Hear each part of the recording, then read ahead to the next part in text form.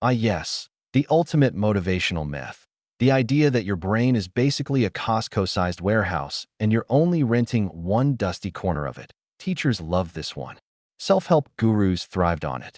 And Hollywood turned it into entire movie plots, like Lucy or Limitless, where unlocking the unused 90% of your brain turns you into a psychic wizard or a math god or whatever. To here's the problem. It's complete nonsense. Neuroscience has been screaming into the void about this for decades. Brain scans, like MRIs and PET scans, show that pretty much every part of your brain is active at some point throughout the day. Even when you're just chilling on the couch contemplating whether to eat a third slice of pizza, your brain is still lighting up like a Christmas tree. The myth probably started in the early 1900s, when some psychologists observed that not all neurons were firing at once. Which is kind of the point. Your brain shouldn't fire everything all at once unless you're trying to throw a seizure party. Using 100% of your brain simultaneously would not make you smarter. It would make you very dead.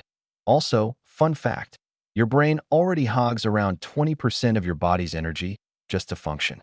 So if you were unlocking more of it, your body would probably have to start outsourcing calories from your vital organs. So no, you're not just one yoga retreat away from becoming a genius. You're already using your whole brain, just not all at once.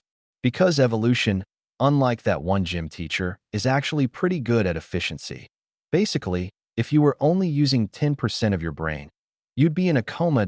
There's something oddly poetic about this one. Like, if you chew a piece of gum and swallow it, it's destined to roam your digestive system like a ghost cursed to never pass on.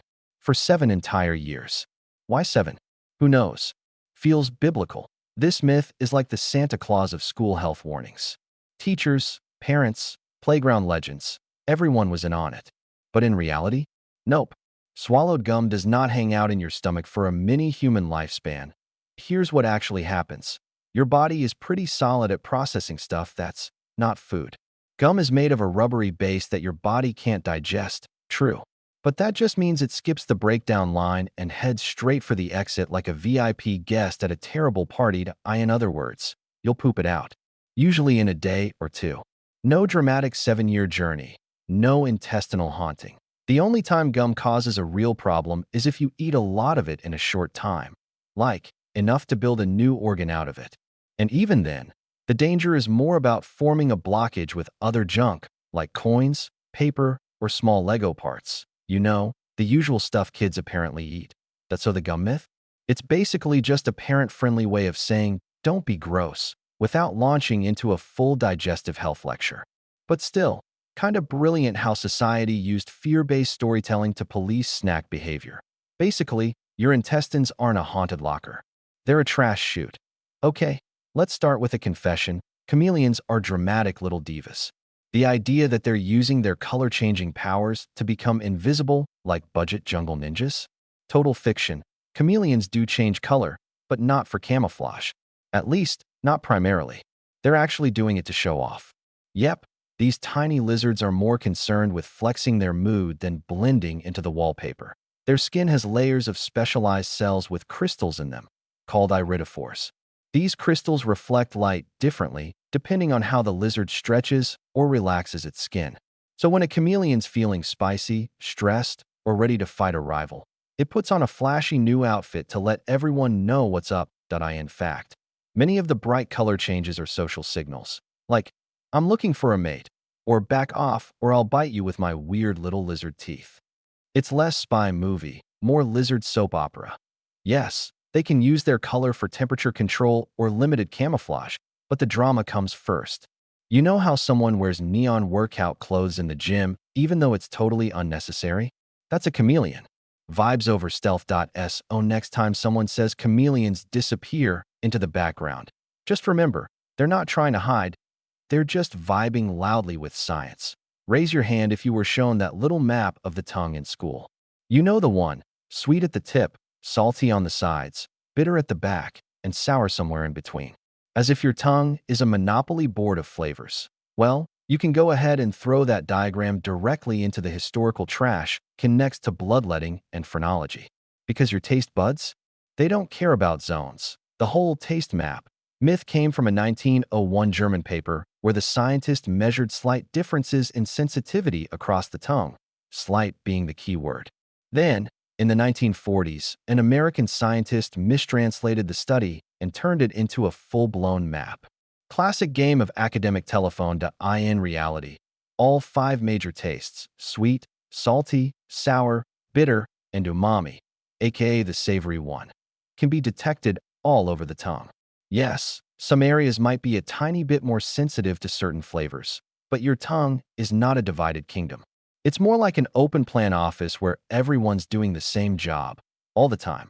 Also, you don't just taste with your tongue, your entire mouth and even parts of your throat help process flavor. Plus, your nose does half the work. That's why food tastes like cardboard when you have a cold. Oh yeah, the tongue map was basically the PowerPoint version of a lie. But hey, it made for a colorful classroom poster, and it gave generations of students an excuse to lick the sides of their tongues and whisper salty in science class. Basically, your tongue's been working overtime while a fake map took all the credit. Sight, sound, touch, taste, and smell. The Big Five. The original squad of human perception, proudly brought to you by every school textbook and cartoon ever. But here's the twist. You have way more than five senses. Like, a lot more. Depending on how you define sense, most neuroscientists agree the number is somewhere between 9 and 33. Yeah, 33. We're basically walking Marvel characters. Let's take a little tour of your underrated abilities. Ever close your eyes and still know where your arms are? That's proprioception, your sense of body position.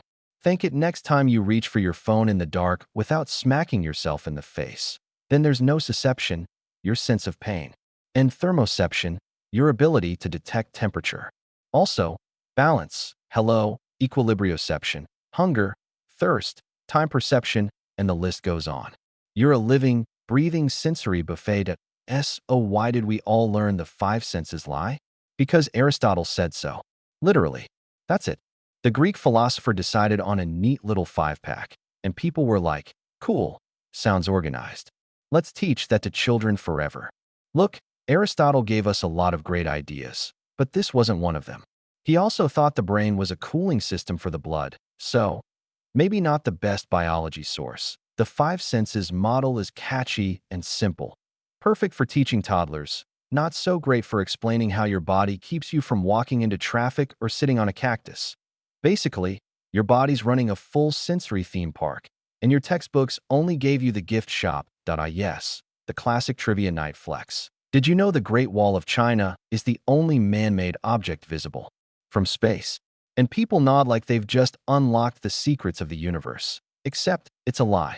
A very confident, widely spread, extremely wrong lie. Here's the truth. You can't see the Great Wall from space with the naked eye. At least not from actual space, like low Earth orbit or the moon. Why? Because the wall is thin, it's made of materials that blend into the landscape, and it's not lit up like a Vegas hotel. From space, it's about as visible as a sidewalk. Astronauts themselves have debunked this myth. Like, repeatedly. In interviews. With photos. And mild frustration. The myth gained traction back in 1938, before we'd even launched anyone into space. A guy named Richard Halliburton wrote it in a travel book, and the idea just kind of stuck. Probably because it sounds epic. Ancient empire, engineering marvel, visible from the heavens, very cinematic. But in reality, lots of man-made objects are visible from space. Cities at night, highways, airports, even giant farms. They're just not as legendary as the wall, so no one bothered to mythologize them. Next time someone whips out this fact, feel free to drop a little knowledge bomb. You're more likely to spot an airport than a 30-foot wall from orbit. Sorry, ancient China, your branding team overpromised. Basically, the Great Wall from space is like Bigfoot in the woods. Sounds cool, but the photos never show up.